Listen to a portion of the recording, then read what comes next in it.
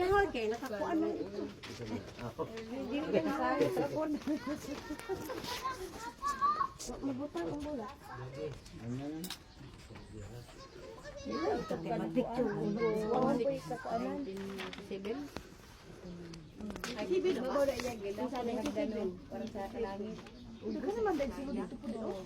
Kapit yung pwede mapuno. Ang hagno pa na. Unya. Ito ka na mabalik ito.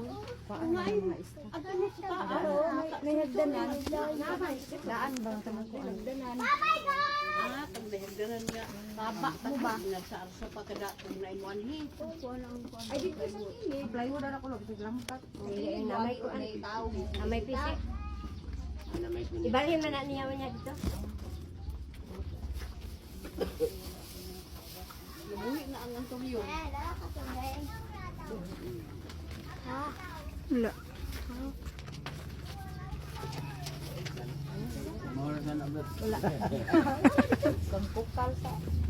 Sige, maayong udto sa tanan. Aniya kita aron sa ulugo nato ang 1 year death anniversary ni Jaya. Agig pag-ila sa kabililhon sa iyang kinabuhi ug diha sa iyang pagtuo ug pag-alaga. Sa atong pagsugod atong awiton ang As We Gather. As we gather, May your spirit works within us. As we gather, may we glorify your name. Knowing well that as our hearts begin to worship, we'll be blessed because we came. We'll be blessed because we came. Steadfast love of the Lord never ceases. His mercies never come to an end. They are new every morning, new every morning.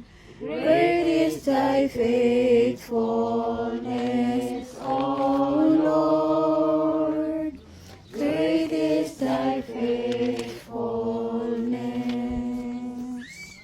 Today we gather in the quiet strength of remembrance, honoring the life of our beloved Jaya who has gone before us. Through sorrow and gratitude, though sorrow and gratitude mingle in our hearts, we come trusting in the God's promise of eternal life. We remember with love. We stand together in hope. May this time of prayer and reflection renew our spirits, comfort our grief, and deepen our faith in the God who holds all life. With gratitude and trust, we enter this time of holy remembrance. We have Miriam sa opening prayer. Mag-ampo ka, labing balaan, ibalang doon na mga Diyos nga among giila, nga among magbubuhat, manunubos at magsupanghap.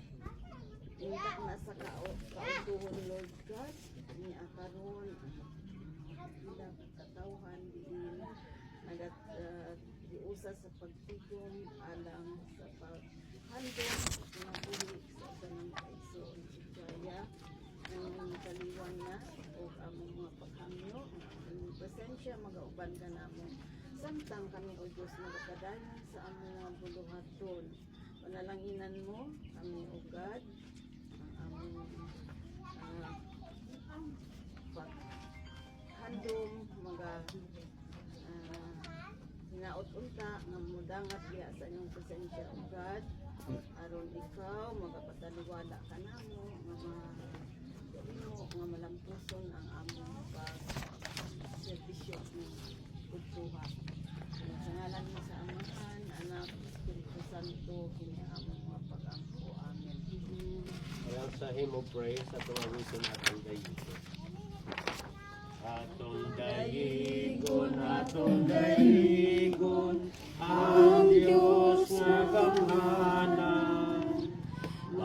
Pagpasimba kaniya, mag-awit ang tanay.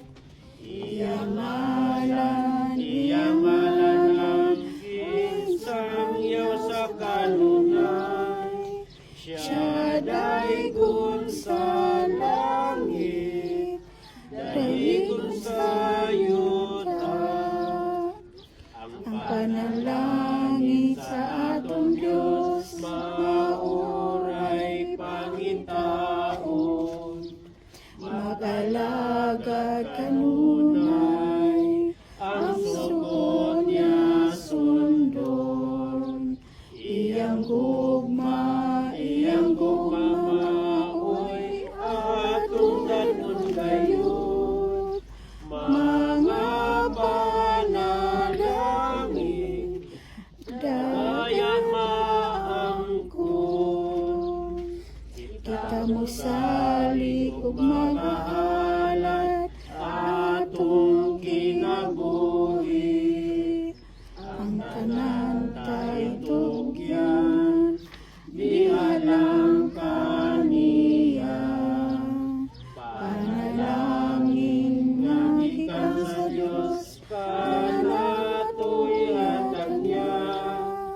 siya pagkadaigon sa way katapusan. Alang sa pagbasa sa Balang Kasulatan, makita din sa ikaduhang Timoteo, Kapitulo 4, verse 7, nga nagaingon, I have fought the good fight, I have finished the race, I have kept the faith. So, Ginoo mag-isyo mo ang mga tuba sa pamalandungan. So, dili pa tayo mamalandong, maminaw ko sa ta, pagbalik handom sa kinabuhi ni Jaya, kung sa man nga mga inaiya, mga iyang nabuhat, nga dili nato pwedeng kalimtan, nga hangtod karon dayon nga nag-inspire na kanato.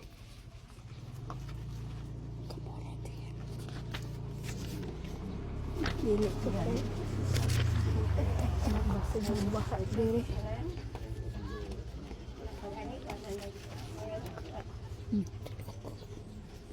Ko pa gani hilap na.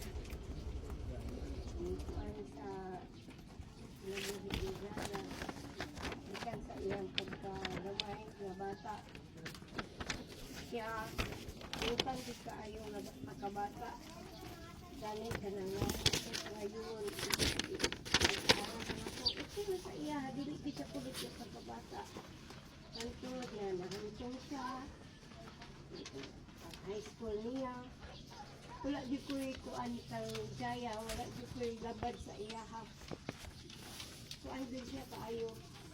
Matinahurong din sa mga gilikano, mga college. Marinig ka na sa Jaya nga ginahatod sulo sa iyang papa, uban po po kay kana lagi yun. Saan tayo na ko na si Jaya? Kung tayo na pagkabata kay kanang lambingon tayo na sa amuan. Sabi na sa iyang papa. Una nga, pagkakuan niya, pagka sakit niya, wala din na yung nakabalo ato nga. Yung wala di ay na, wala na di ay, wala din siya magsaba-saba sa iyang dibati.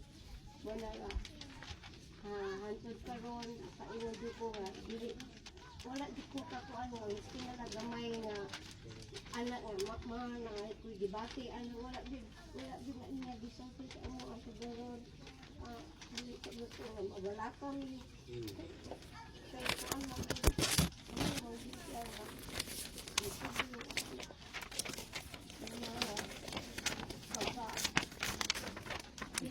ang kanunay yun ako ma-dumang sa Jaya pero dito na din sa hospital. Walay adlaw dili din ako ma-remember si Jaya. Karoon mo rin dito ko makadawat na naman.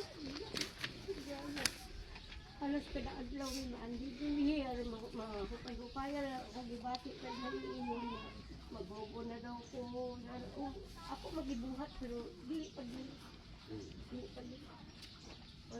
Kinabuhi ni Jaya siguro na paunta o mga paka-anak ko dili nila dili sila makalimot sa ibuhat ni Jaya. Buo pa yun si Jaya nga pagkabata. Dili siya kasi nakatulog na siya. Dili din sa ingon nga kanang istrikta, kanang kaya nakatrabaho na siya. Dili, wala din ako nakita ng Jaya. Hindi ko nakita pa din ako ng Jaya nga. Humble kayo siya kay galit na kayo siya maluoy kaya so share man din na si Jaya sa iyang experience dito sa banta. Katong yung hindi ako makalimutan ngayon sa waman. Naluoy dyan ko ato na maligag ice drop mga tigulang. Luoy tayo kaya nag-bike na siya niya. Wala pa dyan halin. Bini mo palitan na lang ako niya. Wala makoy cambio. 500 akong kwarta. Nagtagbaw pag sa tilok sa iya hanggang ang sisilyo na para makambiyuhan lang. Ang akong gibuhat magipanawag na ako ang mga bata iyang gitang tagaan para mahalinan lang dito wala nga nakita na ko kang Jaya nga si Jaya dili siya maluoy ignaw ko unta pero makamove-on ako dahil makamove-on ako dahil hindi na ako ang akong gipangayo nga magdamgo ko nga magka-istoryahan na yun ni iba nga parang ako po makakuan ko makapahuay ko kasi kunahuna sa iya ha wala kong gipangayo sa iya nagdamgo ko salamat kasi gayon ka lang nakasusi ko kaysa itong sa pagkuhan pa ni Jaya salamat ako kuyapan ko ato salamat sa tanan Salamat mo nga na paghandong. Isa pa.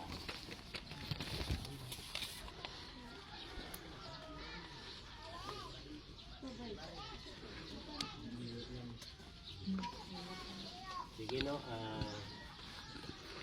kuan lang Diyos, di mo ginatong malimtan sa Jaya. So, si Jaya, diya sa simbahan, before mo gud siya nagpan, kapag nagsakit na, kanang simbang umaga, kerchik mo yun nagwali pa ganit siya. Nagwali pa siya ng simbang umaga. Kanya, ingon nga member siya sa Board of Special Educators. Sila man na ang nag-tanaw diya sa Children's Sunday School, sa Children's School, mga bata sa Sunday School. Pag naalaga ni si Jaya ng mga botanon, mabibo na dayon na siya, kaya siya matumbo. Paano, maguna-una ba? Paano siya kanang siya tig-revitalize because niya picture na dayon, umansimbang umaga, picture dayon na, kadagpatin na. Paano siya, humble si Jaya. Bisag picture na siya, pero ang iyang kinaiya, wala mausap, no? Maayon na iyang kuwan. So, kana atong mga paghandong. So, nining mo buo na itong pamalandong karon. Iuluhan ako ni siya og a life will live in service to the Lord. Ingon si Apostol Pablo, ang tambag niya kang Timoteo, I have fought the good fight. I have finished the race. I have kept the faith. So, gibarugan ni Apostol Pablo ang pagtuo. Gihuman gud niya ang lumba sa panaw sa pagtuo o iyang gigunitan ang pagtuo kaya ligno. So today we gather not only to remember a life lost, but to celebrate a life faithfully lived. Umano siguro tuglaan to Dili lang balik na naman sa 1 year kag. death anniversary ni Jaya. Nakatudikan. Kundi atong sa ulog ang matinud-anon nga pagtuo niya diya sa iyang pagkinabuhi. 1 year has passed since our beloved sister Jaya was called home. Yet her life continues to speak to us today. Nagapahinumdom siya kanato.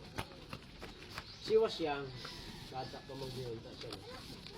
Full of dreams, and deeply committed to her calling as a teacher, shaping minds as a church member of Board of Christian Educators, nurturing faith. Her life reminds us that greatness is not measured by length of years, but by depth of faithfulness. So, ang kalipon diya sa pagkamatinud-anon sa pagtuo. Unang punto, ngayon nato pamalandungan.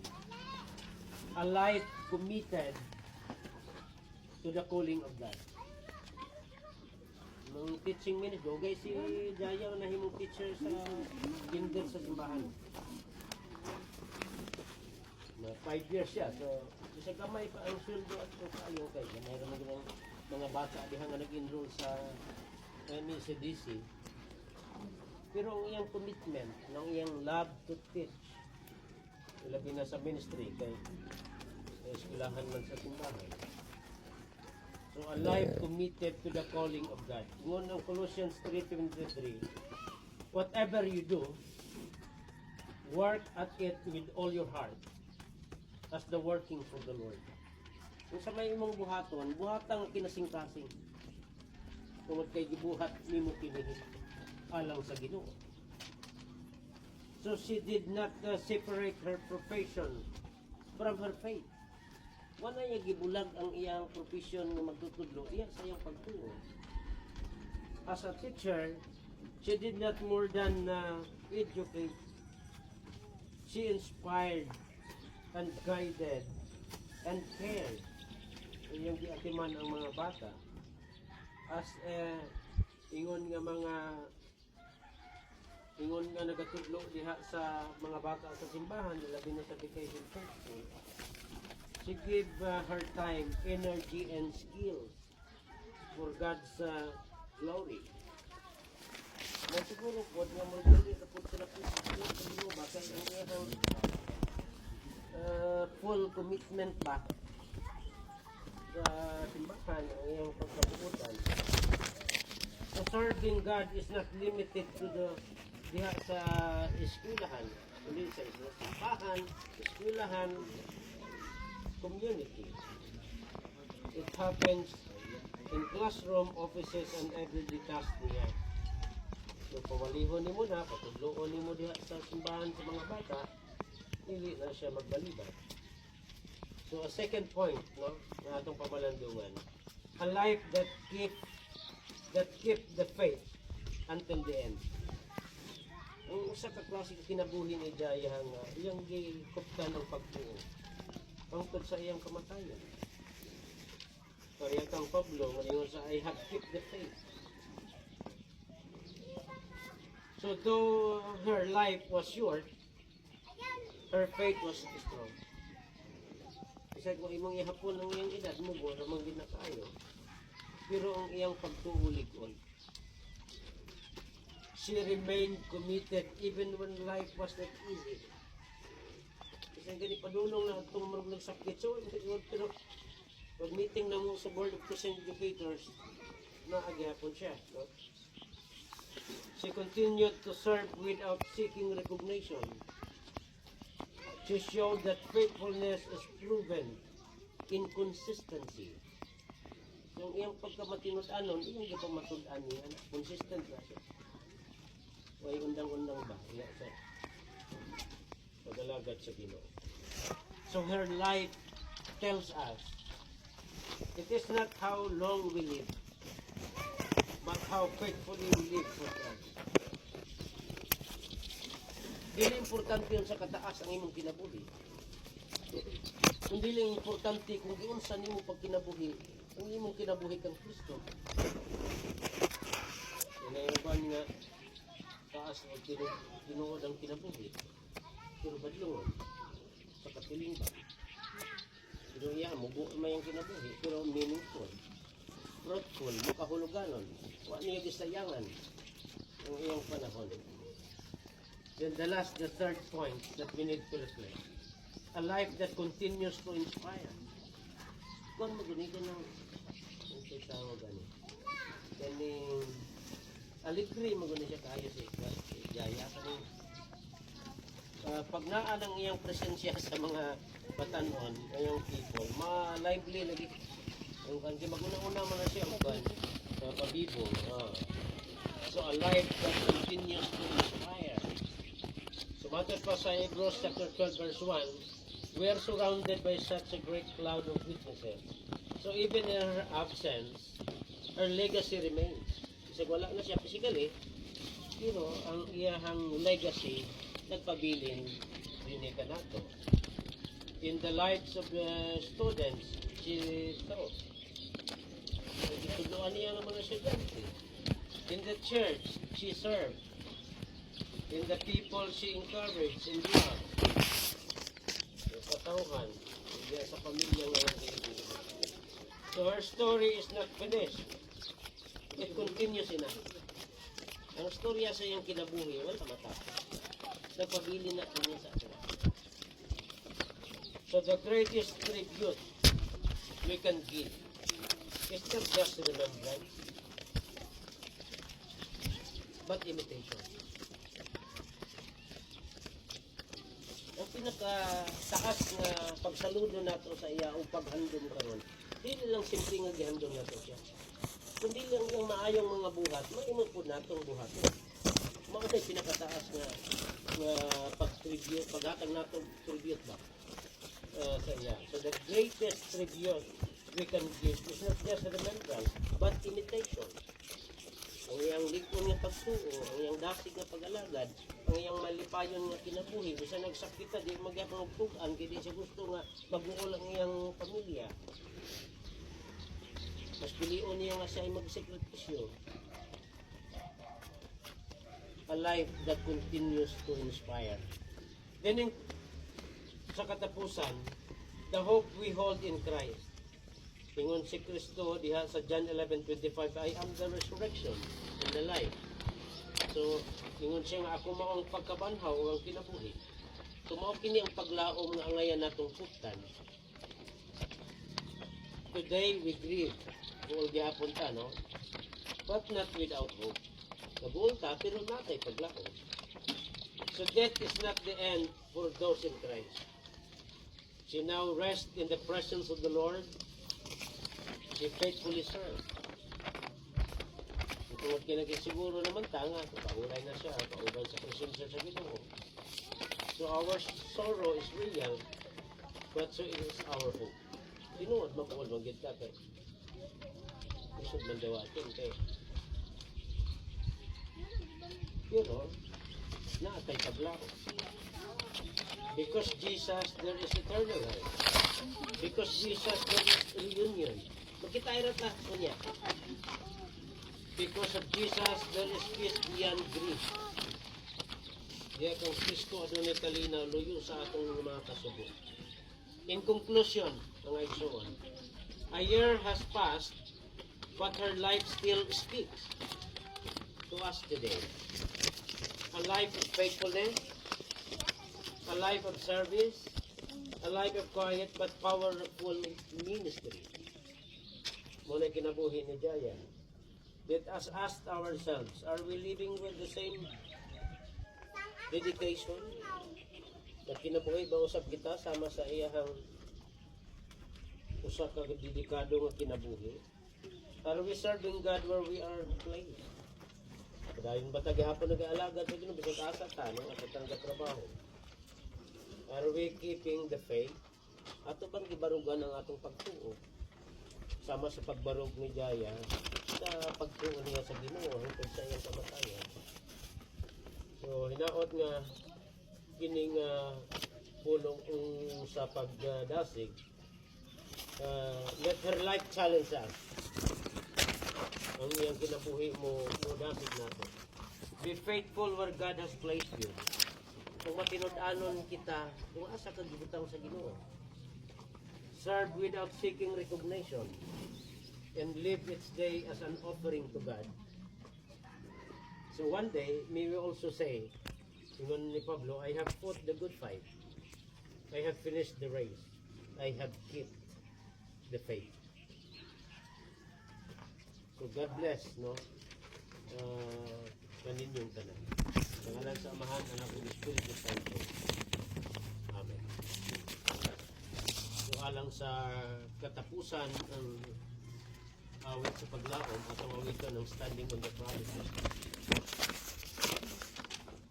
Standing on the promises of Christ my King, Through eternal ages let His praises ring. Glory in the highest I will shout and sing, standing on the promises of God. Standing, standing, standing on the promises of God, my Savior. Standing, standing, I'm standing on the promises of God. Standing on the promises that cannot fail. When the holy storms of thought and fear assail, by the living word of God I shall prevail. Standing on the promises of God. Standing, standing, standing on the promises of God, my Savior. Standing, standing, I'm standing on the promises of God.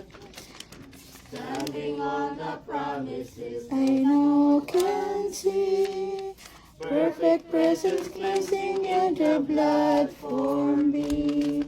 Standing in the liberty where Christ makes free. Standing on the promises of God. Standing, standing, standing on the promises of God, my Savior. Standing, standing, I'm standing on the promises of God. Magapot ha. Yes, Lord, we are standing in your promises because your promise is faithful and true. Imo gayud tumanon Ginoo ang imong saad. Taliwala nga wala na namo makauban physically si Jaya Ginoo. Pero nagsaad man ikaw nga magkita ay kami sa katapusang mga adlaw sa paghukom sa imong pagbalik aron kuhaon nimo ang tanan ug dadon nga na sa imong gingharian sa langit. Ug kana nga panahon mag-reunion kami. Magkita ay kami diya kauban sa imong presensya sa walay katapusan. Itugot mo nga ang tibuok ba pamilya magmalig-on o giyahan nimo sila kanunay Ginoo. Padayon nimo nga hupayon ang ilang mga kamingaw o mga kabuon. Hangtod nga masinati ang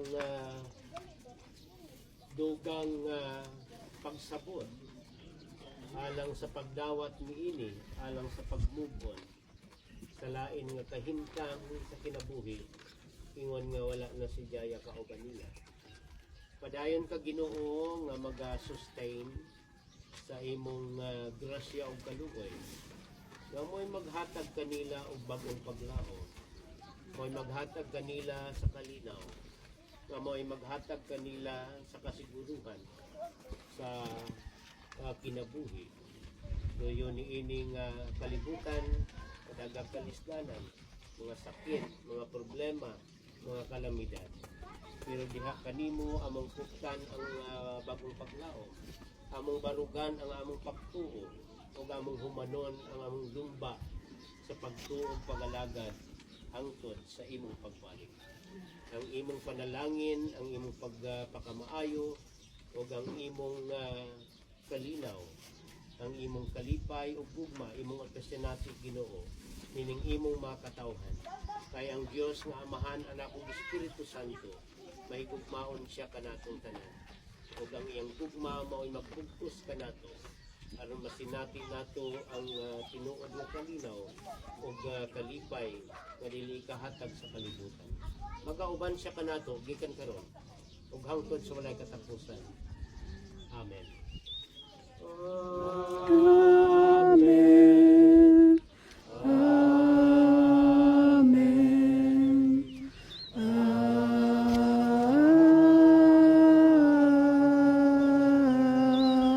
Amen. Maadyo puto. Yay.